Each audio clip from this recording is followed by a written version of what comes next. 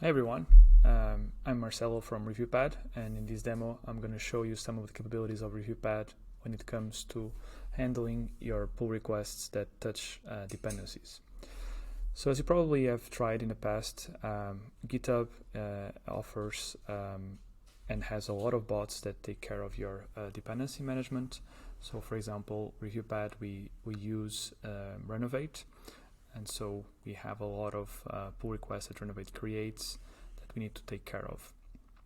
And this can become a little bit cumbersome from time to time and lead to what we call pull request debt, where you have a lot of pull requests that need to be handled and there is no bandwidth for people to do it.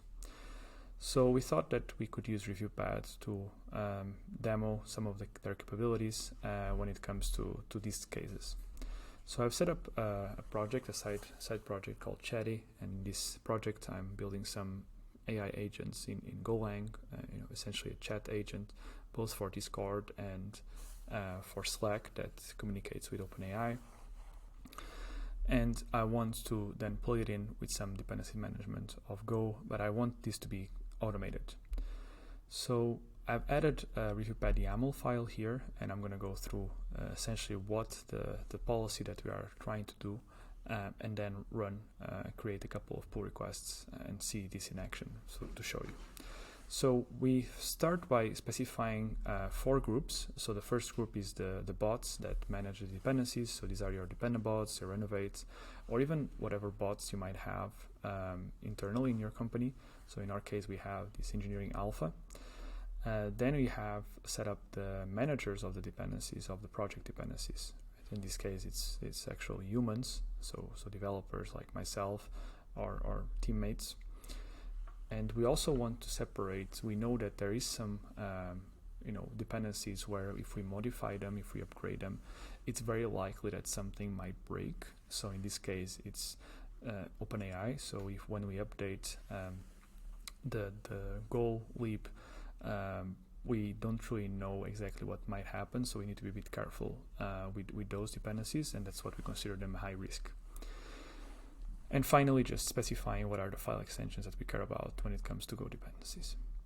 So let's take a look at the workflow. So in the first part of the workflow, we basically zone in on the pull requests which only contain file extensions of the group of the Go dependency file extensions. So what this means is that every single file in your pull request is either going to be extension of a .mod or a .sum.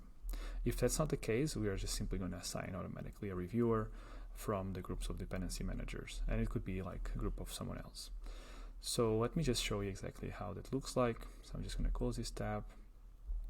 So here already have like a pull request prepared to show you where I'm modifying one file. It's a Go file, so it's not a dependency file. So when I create this pull request, what I expect to happen is I just expect Reviewpad to assign a reviewer here. So Reviewpad is doing its thing, it's creating the summary, and it's running now, and it just requests a review from Tiago. So that's exactly what I would expect. So continuing the workflow. So in the second step, essentially we want to understand whether they are modifying high risk dependencies, and if they are, so if there is such a case where from the group of the high risk dependencies there is a code pattern on the diff which contains OpenAI in this .mod or .sum, then we just want to have an info saying, okay, this PR contains high risk dependencies, I need to add a reviewer for approval, and I'm going to add this reviewer. So let's see this in action. So I have already prepared a couple of branches to do that. I think it's this one here, where I modify, basically I just update all the direct dependencies. I'm just going to create a pull request. So what I expect Reviewpad to do here is to put a comment on the pull request and to also assign the reviewer. So we just have to wait a couple of seconds. So Reviewpad is now running. It put the comment, so it's requested, and it gives me this message as expected. So far so good. We are able to essentially differentiate between when you change a high risk dependency versus when you don't change a high risk dependency. So now let's go back to it and understand, okay, if I don't change anything, then I still don't want to do anything except I want to wait for the result of the build. So if the build is successful, then I want to review with an approve. So I want Reviewpad to automatically approve and auto merge. So let's try to see if we can make this in action, right?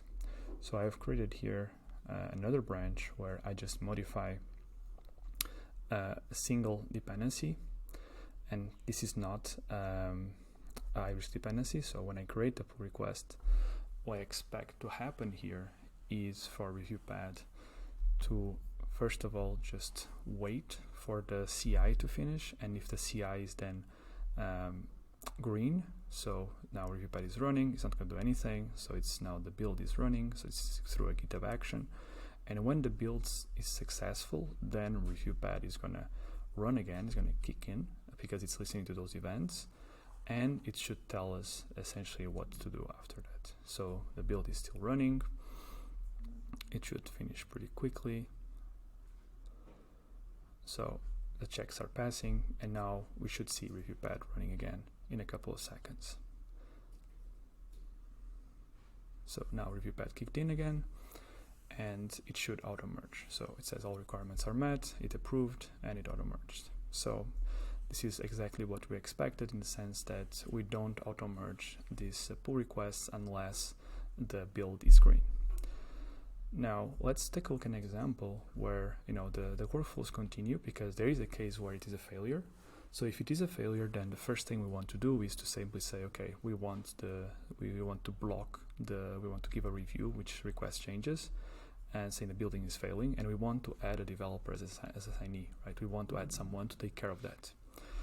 And so then what we do is we actually need to look at who is the author of the pull requests, and if it's a bot, then we cannot add the bot, because that doesn't make sense. We need to add a human for those dependencies. Otherwise, we just add the author as the assignee.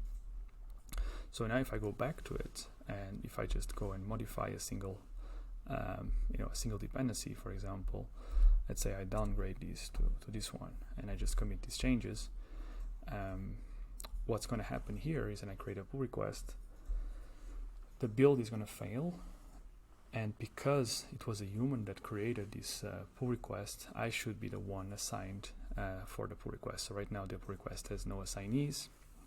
So the first part is as previously, so Reviewpad is running, succeeds, the build is now running, it failed, and now Reviewpad should kick again and do something about that, as we have specified. So in a couple of seconds, Reviewpad is going to kick in again, so it just started.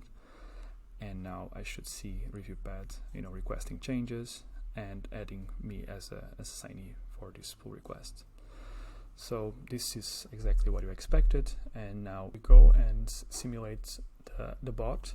So here I've logged in with Engineering Alpha account, and what I'm going to do is I'm going to simulate the same behavior as before. So I'm going to go here, I'm going to make a change where I'm going to downgrade, for example, the version. I'm going to commit it. And so when I go to pull requests, I should then be able to create one. And now what I expect is a human, to be assigned as a pull request, right? Because the build is going to fail, and then Reviewpad, based on that conditional, needs to decide who is the right person to assign as assignee of the pull request. So we are running the build now. The build should fail at any second, so just failed, and then Reviewpad is going to kick in again and run.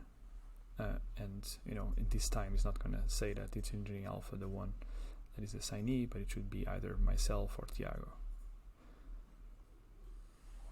So yeah, so it assigned Tiago as the assignee.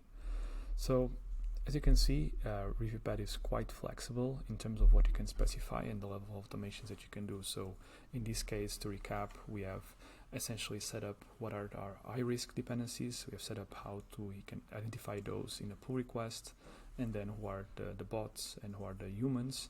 And then depending on the type of modification and the result of the build, and whether they are modifying high risk or low risk changes, different automations are happening. Thank you.